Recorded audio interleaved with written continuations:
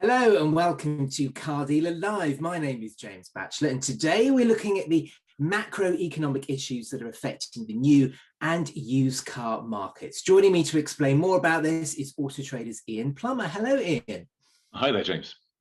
Always good to have you on, Ian, and particularly present in a moment with, well, there's lots of chatter about cost of living, obviously. Let's start with that, actually. So, I mean, everyone's talking about the impact of the cost of living crisis across all sectors at the moment. And of course, there's the very real possibility we heard this week that there could be a recession. What impact is all of this having on consumer confidence, and crucially for car dealers, what impact is it having on their propensity to buy at the moment? Well, starting, you're right, with more generic consumer confidence data, I think there are two surveys that are well known out in the wider public, both showing a quite dramatic negative decline. So GfK, first of all, very well-known survey that's showing the lowest confidence actually since the financial crisis 2008. YouGov, slightly more positive view, probably a little bit more in line with where I believe we ought to be thinking, because I think to imagine that we're in a worse state of confidence than even at the height of the lockdown of 2020 seems a little bit overdone, my personal opinion. But aside from those sort of more generic consumer confidence data points, in terms of car buying, we're seeing actually some relatively robust data in the research we see. So confidence in affordability of your propensity to be able to afford your next car, it's the kind of question we're asking people, has softened, but not dramatically. And actually 80% of those surveyed are still at least as confident as they were last year. When we ask them things like purchasing timelines and budgets, the majority again are still pretty confident. So 8 in 10 of those surveyed in April are looking to purchase a car still in the next 6 months, 2/3 in the next 3 months, and so on. It's pretty positive. And those in market for a car that answer those sort of initial questions, like I said, don't actually see the rising cost of living as impacting either their timeline or the budget. So there are some, though, if you look at the extremes, slightly more are saying that it has impacted their timeline negatively than believe it or not, there are some saying it impacts their timeline positively, and slightly more are saying that it's impacted how much they want to spend negatively than, yes, believe it or not, some still respond positively. So it's a nuanced picture, if you see what I mean. There is a softening of the car buying affordability, confidence type metrics. But I think fundamentally, when unemployment is as low as it is at the moment, and the availability of other jobs out in the market still looks high, most people are still able to afford the cars that they still need to go to work, to take the kids to school and so on, and they're not expecting to lose a job in the near term, which is the biggest single driver, I think, of negativity that we could see. Hopefully we don't see it. And lastly, I just add, looping back to the macroeconomic points, when we've tracked back data over the last 20 plus years, we've never seen a correlation between high inflation rates, which is clearly the thing we're all thinking about and worried about at the moment, which is dampening consumer confidence, and the used car market. Now, consumer confidence was more likely to affect the new car market. We can't supply enough of those cars anyway, so new cars probably going to still be ahead of in terms of demand metrics, even if it softens, ahead of where the supply could actually even get to. Overall, not great, but not a dramatically negative picture either by any stretch. Yeah, I mean, I'm sort of the view that that perhaps the new and used car market is a little bit insulated from this compared to other sectors, because many of the themes that we saw during the first lockdown in 2020 in particular are still prevalent now, aren't they? People still need to buy cars because they don't want to use public transport, or they just want to buy a car. And also, people have still got lots of cash saved up, haven't they? And yes, people are going on holiday, but people still want to still have a nice car ultimately, don't they? Cars are definitely high on people's lists. You're quite right. I mean, we talked about revenge buying, didn't we, a few months back in the sort of exiting lockdown periods, and there's still something of that going on, just like we were going to prioritize a holiday, even though they too are much more expensive than they were, let's say, pre-pandemic and so on. And I think cars are not the discretionary purchase that maybe changing your TV or going out for dinner or whatever might be. The amount of money you put into your car, you could see some impacts potentially we did in the financial crisis in 2008 and so on servicing expenditure, or equally on fuel. But we're driving less anyway at the moment because people are often working a couple of days a week at home. So actually cutting back on how much fuel you put into your car, and all the more relevant because it's more expensive to fuel a car these days, isn't it, with the price of petrol and diesel? That's something which is likely to happen. But the car itself is not as discretionary as many of those other purchases, because like we've both just said, you still need to drive to work, and as long as you've still got a job, you probably still favor a car, and you need to use it for personal reasons, family reasons, and so on. So it's not likely to be the first thing discretionary purchase wise that you do think I'll cut out. I think it's more likely to be the Netflix subscriptions we've seen recently that might suffer before you actually cut back on your car. But if you actually boil down into the types of cars that people are at least searching for on your platform, I would imagine that is a little bit more susceptible to what's going on in the macroeconomic sense. For example, and this is a cliche thing to say, I'm sure searches for electric cars have gone up, haven't they? Electric has definitely gone up with the boost of the fuel price sort of that we've seen. Clearly, that's pushed people to think, well, crikey, do I really want to put more than £100 of fuel into a car each week or whatever, however often I do it? Is there a cheaper way of doing things? That boost of interest in EVs occurred equally in autumn last year, when people were finding that they had to queue to get the petrol or diesel, and now they can get it, but it's just that much more expensive. But actually, I think we've seen a permanently sort of positive trend towards electric, and we're seeing now roughly 21%, so more or less one in five people on our marketplace looking at new cars are looking at electric, and they're getting into all competitor sets. So people are looking at ICE and electric in most cases. They're flicking from new to used, ICE to EV. That's a typical behavior that we're likely to see going forwards.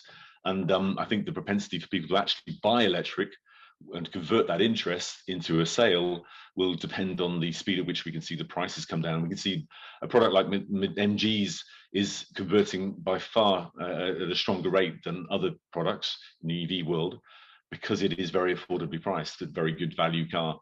And I think that will be the challenge for many other people buying new and used cars, whether they be EVs or others, is that they're typically looking at cars these days that are 32% more expensive than they were prior year. As we know, prices have gone a little bit crazy because of the imbalance of supply and demand, and that will potentially be a bit of a dampener on interest in EVs, potentially even on other vehicles. How is that ratio between supply and demand? Because, like you're saying, particularly over the last 2 years, there's been a big imbalance, hasn't it? So is that starting to balance out a little bit, or not at all? Well, supply is actually reasonably good if you look at a year-on-year basis, but last year wasn't perfect either. Demand metrics we touched on are softening, but I think what we see at the moment is still that there's such an imbalance. Demand has been so strong and supply so tight.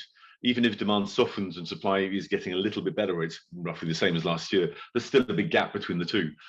So we're still seeing very high prices in the market, and even though the month-on-month rate of growth has slowed and is very flat now, we're not seeing any sign of a decline in prices.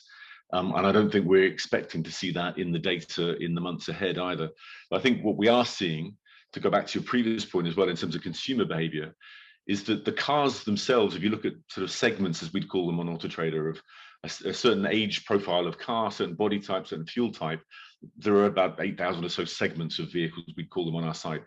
Cars are moving up and getting more expensive, but actually ad views, the cars that people are looking at, or the segments that people are looking into, are pretty much the same. So people are looking, let's say, to give an example, for a 10 to 15,000 pound 3 to 5 year old petrol vehicle today in similar numbers that they were a year ago. What's different is that the cars that are in that bucket are now no longer the same ones. They've moved up, let's say, to the 15 to 20,000 bracket. And the cars that they're looking at, the ones that previously would have been in the, let's say, £7,500 to £10,000 bracket. So the behavior of consumers is probably still in line with, I've got this sort of budget in mind at maybe £12,000. I had that budget in mind a year ago. I've still got that budget in mind. That's what I spend on cars. It's just that the cars I'm looking at are probably a little lower spec, maybe, than the ones I would have previously been able to get into. Now, I hadn't actually thought of it in that particular instance, but yeah, you're absolutely right. Let's just talk a little bit about supply of new cars, because I mean, it doesn't really seem to be getting any better really. I don't know what you've been hearing, but it's figures out from Jaguar Land Rover today. They've got an order bank of 168,000 cars. I actually tried to order, not actually for myself, but tried to order a Tesla Model 3 this morning, and they're quoting delivery early 2023. I mean, it's not getting any better, this, is it? It's not. I think there are numerous sort of pressure points in the supply chain that are still playing out and being added to be frank. So we've had the supply issue around semiconductors now for more than a year, haven't we? So since we came out really of first lockdown, brands shut down, they came back into the market, and everybody was buying laptops. So there was no semiconductors around for brands to get their OEMs, and they were back of the queue. That's been a problem we've been living with ever since. I think if you ask most people brand-wise, were they expecting better visibility, first of all, and better supply this year? They'd have all said yes. The question was when. Most would have said probably Q3, some Q4. That's now being shifted back a little bit, back into probably the early part of 23. The main reasons for that is that the semiconductor issue is still there, but it is getting better. They're added to, though, those issues of semiconductors with Ukrainian-Russian supply chain issues, notably around things like wire looms, which are fundamental to any car, even more so than the semiconductors, I suggest. But they are, a lot of them are coming, particularly for the European producers, from the Ukrainian suppliers. And clearly, well, they were coming, and unfortunately, very sadly, they're not right now. The add to that, you mentioned Tesla. Their supply levels of Tesla 3s were very good up until recently, but they've been hit by COVID-related lockdowns, for example, in Shanghai, where they produce a lot of their cars. And there are many other cases like that in Asia. So all of those pressure points are meaning that most people now would suggest that you're not going to see a significant improvement in new car supply until next year, probably the early part of the year. We will see some improvements, already are this year.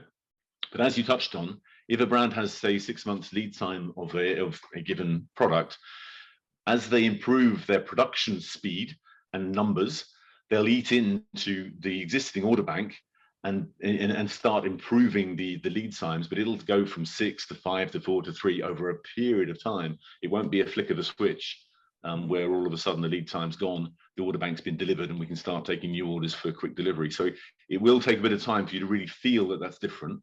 But I think what's positive for the industry, let's just add one real highlight, though, is that brands and retailers alike are still able to benefit from the relative scarcity of supply by selling properly, selling principally into retail channels, and probably retaining a higher level of margin, similarly as they are in used cars, which is good for the health of the industry after all.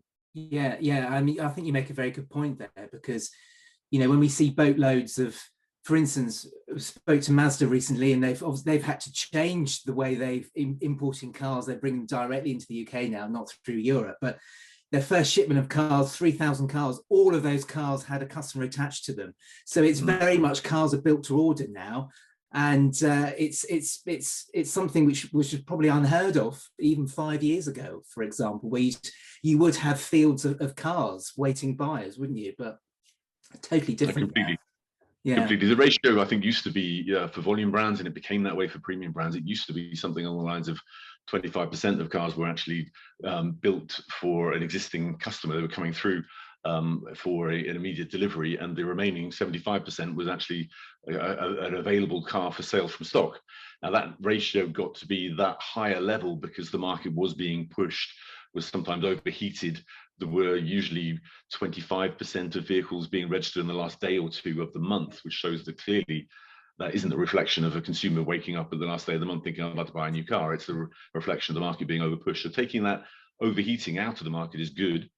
Just to add to one point, though, is what that has meant as we focused on retail channels and less overheating and so on, is there's less available new car product to put into all the various fleet channels, whether they be the short cycle stuff, the late plate stuff that we see in used cars, that's rental management cars in the brands, courtesy cars, demonstrators in retailers and so on, or even longer cycle stuff like leasing and Motability. So all those fleet owners of those cars are extending the existing cars they've had maybe for, let's say, in rental companies for 2-3 years now, which is crazy. They change them maybe 6 months. What that means is that you haven't got those cars being remarketed back into retailers, creating a used car opportunity. And if you imagine that we'd normally do 2.3, 2.4 million new cars each year, and actually only 1.6 or so in reality in the last 2 years, and we're heading for a similar number this year, you've already got, after the first 2 years of 2020, 21, a 1.4, 1.5 million gap of cars that haven't been produced, that aren't therefore going into fleet companies, that aren't allowing remarketing of the older car.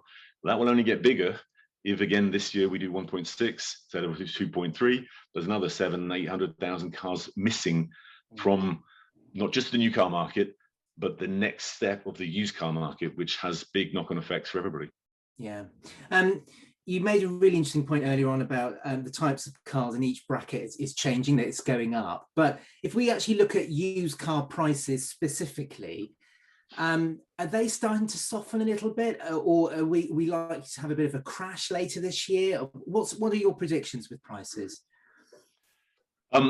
First of all, the main point I'd start with in terms of answer to that question is we should always look at the data. My opinions are only that, opinions, and we always at Auto Trader like to talk with the data. The hard data today quite clearly points to a flattening of the rate of growth, but no likely drop off of prices, simply because, as I said earlier, demand is still very high, supply is still constrained. That imbalance, my simple economics lessons from school years and so on, teaches me that means prices are going to stay pretty robust right now. And unless supply was to radically come back into the market, and we've just touched on the fact that it isn't going to. We can't build a 3-year-old used car. It is what we didn't build in 2020 or 2021 and so on. So I think we're likely to see these things continue at a similar level for quite some time until those demand and supply metrics sort of radically change and maybe cross over. There's no likelihood of a price drop right now. But to my point on data, I think when we say things like that, we're talking about the averages across the whole of the market. A like-for-like 32% year-on-year increase hides the fact that some cars, specific derivatives and so on, might see even higher growth, might see lower growth. There might be a month-on-month number that's negative or positive for a specific segment, as I touched on. Now, one particular example on that, we look at different segments. Last month, there was a more than 5 percentage points increase for a 3 to 5-year-old petrol hatch. The same segment of product with just a different age, still a petrol, still a hatch, but 10 to 15 declined by 1 percentage point. So a retailer needs to not hear our comment and think that's wrong. I don't see that myself. You might absolutely not see that yourself. And what's really critical is to look at your stock. And we've got market insight tools that are available to all of our customers, and gladly re-explain how all of that works to any customer that wants to get in touch with our teams and so on to do that. You need to look at the specifics of your cars, priced with data, and you're much more likely to turn those cars effectively, quickly, but retaining the best possible margin if you do just that. Yeah, I think you've pretty much answered my next question, really, which is what can dealers be doing at times like this? And I suppose one answer to that is really looking at the data, particularly local market data as well, because demand for a VW Golf might be totally different in one part of the country to another part of the country. So to actually give you the opportunity to answer that question, what do you think dealers should be doing at this moment in time? You've answered the first point brilliantly already. I think you've got to be on the data. You've got to inform your strategy by using hard data and using those tools I described and so on and others. And I think you need to stay very close to that. You need to be agile. So we've always said when prices were going up massively quickly, you remember when we came out of the lockdown 3 last spring, summer, prices just shot up and we never thought we'd get to double digits, let alone to 20% and 30%. You had to reprice quickly because you missed an operational opportunity to actually gain more margin by putting your prices up. Now, that's not where we are right now as a general rule. But pricing needs to adjust. And generally speaking, if you took all the cars on our platform just now and priced them all to market where they're currently below the market level, you'd get around 130 million pounds of profit opportunity right across the industry. That's a lot of money to be leaving on the table. There might be reasons why you need to price a particular car under market average, but probably not 130 million pounds of reason. Another key point I just touched on would be around visibility. So it's always been an age-old adage of ours and of any successful retailer, I think, is you've got to make sure your product is visible. Your new and used cars need to be well merchandised and as attractive, as head-turning as you possibly can make them. And the two longer-term trends that I think we encourage all our retailer and brand partners to really get on board with, and I think are doing, is digital retailing. We saw how successful retailers were when the doors were closed at selling cars, because they had to sell them at distance and so on. They've added back in the wow factor of being able to drive, touch, and so on, see the car, thankfully. And the blend of that digital physical experience is what consumers are looking for. If you think that you can just keep them on the old version of maybe just physical, and don't embrace that digital need, when 2/3 of buyers want to do most of the car buying jobs digitally in some form or another, then you're missing a trick. You will have a declining audience to go after. So digital is key. And the last one is electric. And we've touched on already how electric is growing. It's still a minute part of the used car park. It's around 1% of our park just now. But as electric grows, and we'll get to the point in new car terms where it weighs around half of sales by the middle of this decade, you will also get to the point where it weighs not far off 1/3 of all the available vehicles in our park by the end of the decade. So if you want to get on board with that journey and get ahead of it, now's the time to start. Consumers are looking for help and advice in electric. They want to go down that route.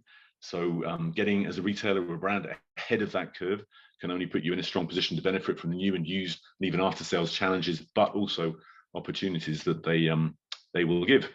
Yeah. Always good to have you on, Ian. Some fascinating stuff there today. So thanks very much for joining us. Thank you.